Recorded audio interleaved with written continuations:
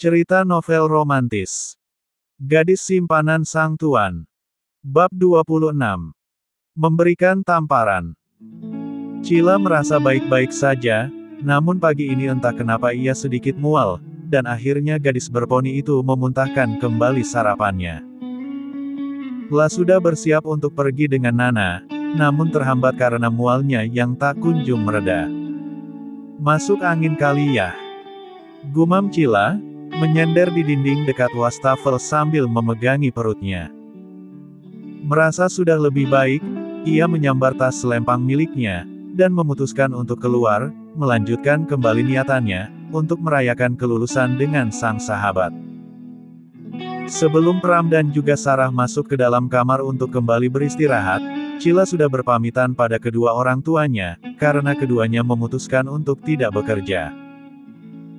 Di depan, Satria baru saja sampai, turun dari motor sportnya untuk menemui Cila.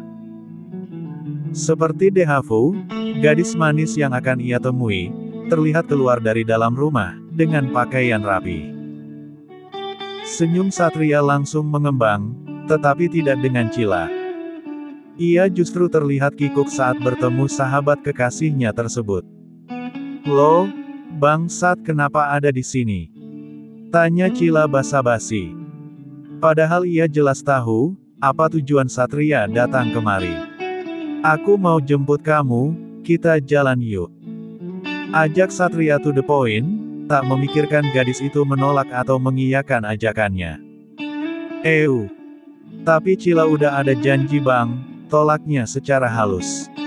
"Sama siapa?" "Sama Na." Ucapannya terpotong. Kalau Cila mengatakan dengan jujur, pasti Satria akan merengek untuk ikut. Dan itu tidak boleh terjadi, mau jadi apa dia, kalau sampai Albert tahu ia bersama Satria. "Sama pacar aku, hehe," sambung Cila cengengesan. "Nama pacar kamu Na?" Satria dibuat penasaran, seperti apa sebenarnya sosok yang menjadi pujaan hati gadis yang ia cintai ini. Nah, Fa, kilah Cila dibubuhi senyum kikuknya seraya menggaruk tengkuknya yang gatel sama sekali. "Seperti nama wanita," cetus Satria. "Itu hanya nama panggilan." "Ya sudah Cila pamit ya bangsat, pasti Nafa udah nungguin aku." "Aku anter ya." Lelaki itu terlihat belum menyerah. Bahkan ia sedikit melangkah mendekati Cila. "Ya janganlah bang. Nanti kalau pacar Cila mikir yang enggak-enggak gimana? Bilang saja kalau aku ini kakakmu." Tapi dia itu posesif, suka marah-marah nggak jelas, kalau Cila sama cowok lain. Kalau dengan Albert, dek. Mendengar itu, Cila menelan salivanya dengan berat, dan bergeming sesaat. Lalu entah ide dari mana, ia mengambil ponsel yang ada di dalam tasnya seolah ia mendapatkan pesan dari seseorang di seberang sana. "Bang, Nafa udah nungguin Cila, Cila duluan ya." Tanpa menunggu jawaban Satria, Cila langsung meninggalkan lelaki tersebut, melangkah dengan sedikit tergesa, dan mencegat taksi yang kebetulan lewat di depannya. Sedangkan Satria menghela nafas panjang, ada saja alasan tidak bisa mendekati Cila, pikirnya. Tapi bagaimana Albert bisa setuju Cila berpacaran dengan lelaki bernama Nafa? Sedangkan ia sendiri sebagai sahabat, malah ditentang habis-habisan. Suara motor sport yang lain memecah lamunan Satria, dilihatnya seorang pemuda tampan yang ia kenal sebagai rivalnya, turun dari sana. "Ada apa kau kesini?" cetus Satria. Lagi-lagi pemuda ini menyambangi rumah gadis pujaan hatinya. "Tentu saja bertemu Cila," balas Brian acuh, melenggang ke arah gerbang, tanpa memperdulikan Satria. Cila sudah pergi. Brian langsung menghentikan langkahnya, memutar badan, dan menghadap lelaki yang tengah berdiri di belakangnya. Dia pergi dengan pacarnya, jelas Satria lagi. Dia benar-benar sudah punya pacar. Cicit Brian, tetapi masih terdengar di telinga Satria. "Cila juga memberitahumu?" Itu artinya dia ingin kau mundur, tegas Satria, yakin kalau pemuda itu pasti sudah mengutarakan isi hatinya pada sang gadis. Bagaimana denganmu? Balas Brian menantang, tak takut sedikitpun bersaing dengan lelaki seperti Satria itu. Baginya, Cila bukanlah gadis yang suka dengan harta dan tahta, dia hanya sosok gadis manis yang sederhana. Dan Brian yakin, dengan sedikit usaha, Cila bisa merasakan ketulusannya. Kau tidak salah bertanya. Dengan pria dewasa yang sudah mapan sepertiku saja Cila menolak, apalagi dengan bocah ingusan sepertimu. Cibir Satria dengan mata menajam. Haha, harusnya aku yang bilang seperti itu, dengan pria muda sepertiku saja Cila tidak mau, apalagi dengan pria tua sepertimu. Balas Brian tak kalah sengit. Sial. Harga diri Satria seperti diinjak-injak. Namun, ingat dengan umur, Satria hanya bisa mengumpat. Dasar bocah zaman sekarang, hidup seperti tidak memiliki aturan. Brian tak menggubris, ia naik kembali ke atas motornya dan mulai menyalakan mesin sebelum benar-benar pergi. Ia mengacungkan jari tengahnya ke arah Satria. Bocah kurang akhlak. Di sebuah pusat perbelanjaan Nana dan Cila bertemu, mereka sepakat akan menonton terlebih dahulu, film terbaru yang dibintangi aktor tampan kesayangan mereka. Keduanya cekikikan, bahkan heboh ketika sang idola dengan manisnya mengungkapkan kata-kata cinta. Dan dialah, satu-satunya lelaki yang mampu membuat seorang Nana, spesies wanita paling galak di sekolah, bisa menjadi sosok yang sebenarnya.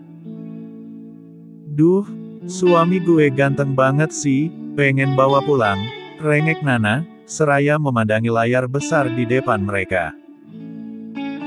Cila hanya terkekeh, sejauh ini, ia tahu Nana hanya menyukai lelaki, ya aktor ini, selain ayah dan adik bungsunya.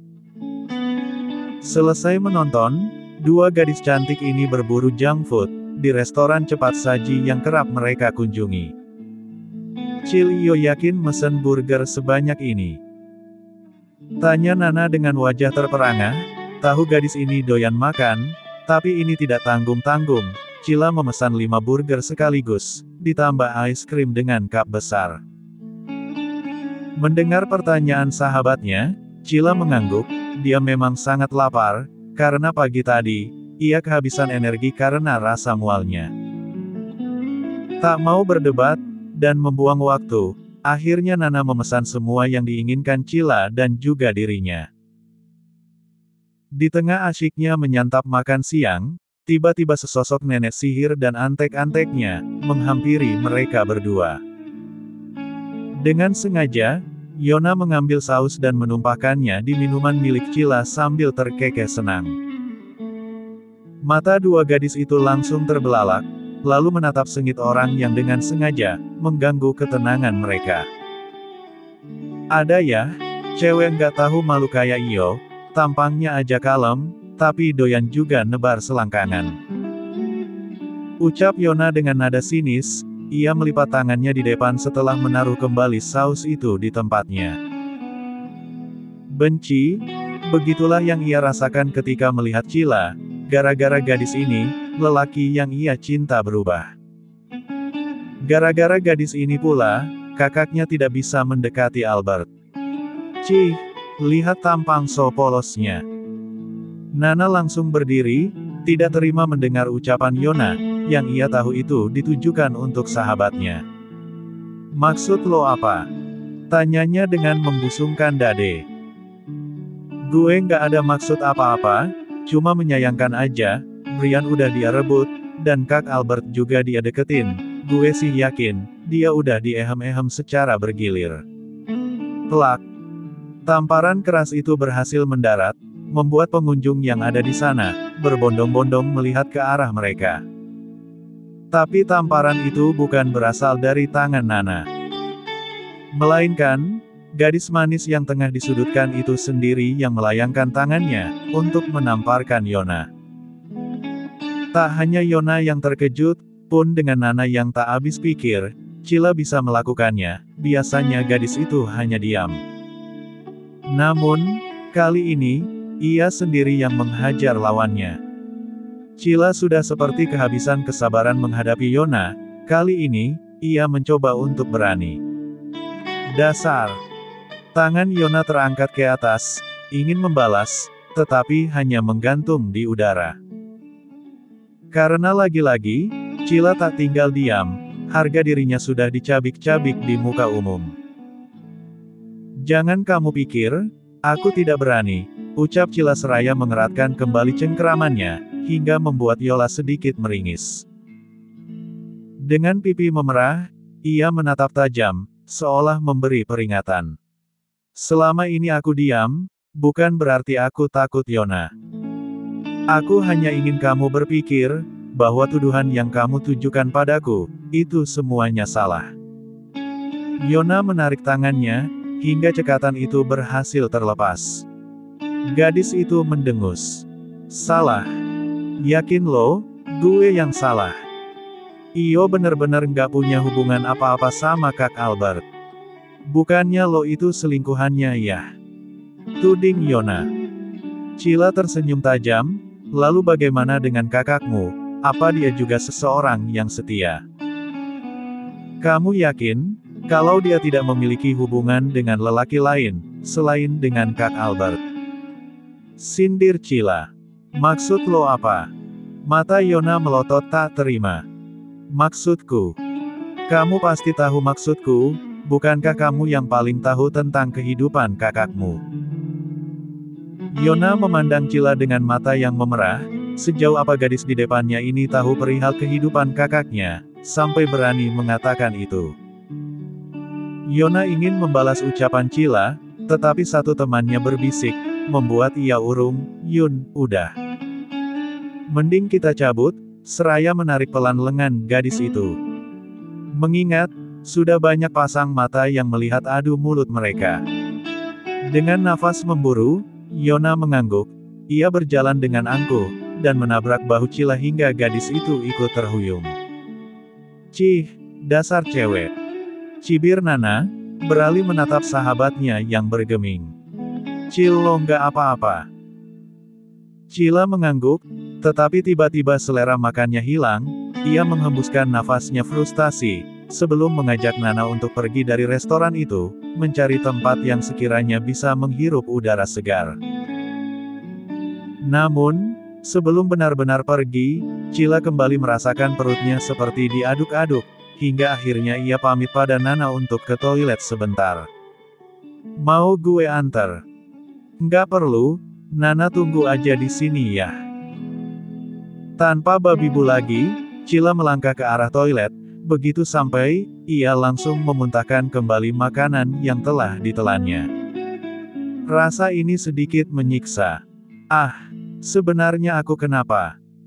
Apa karena belum minum obat masuk angin, anginnya jadi tidak mau keluar? Keluh Cila seraya memandangi ribiernya yang memucat, tak ingin begitu kentara, ia memoleskan lipstik ke ribier tipisnya. Merasa cukup lega, Cila kembali ke tempat semula, tempat di mana sahabatnya itu menunggu. Namun, anehnya Nana tidak ada di sana, mata Cila dengan jeli mengitari seluruh penjuru, sambil mencoba menghubungi sahabatnya itu. Berdering. Nana di mana sih? Kok nggak angkat telepon Cila? Lirihnya dengan menggigit jari, ia mondar-mandir seraya terus memberikan panggilan pada Nana. Sedangkan di lain tempat, dengan peluh yang mengucur deras, seorang gadis tengah berlari sekuat tenaga, karena tiba-tiba ada dua orang bertubuh kekar mencoba untuk menangkapnya. Padahal ia merasa tidak membuat masalah. Ya, dialah Nana. Gadis itu menyelinap di balik rerumputan yang cukup tinggi untuk bersembunyi. Tak ingin sahabatnya khawatir, dengan tangan gemetar, Nana merogoh ponselnya untuk mengirimi Cila pesan. Cil, gue lagi dikejar-kejar sama orang, tolongin gue. Ting. Mendapati pesan dari sahabatnya, sontak Cila langsung membuat panggilan, dan apa yang dilakukannya, justru membuat sang sahabat terancam. Nana memejamkan matanya takut. Sedangkan dua orang bertubuh besar itu menyeringai, menyadari, kalau mangsanya sedang bersembunyi. Itu terbukti dari suara ponsel yang terdengar nyaring, tak jauh dari tempat mereka berdiri. Tap, tap, tap. Lanjut ke bab 27.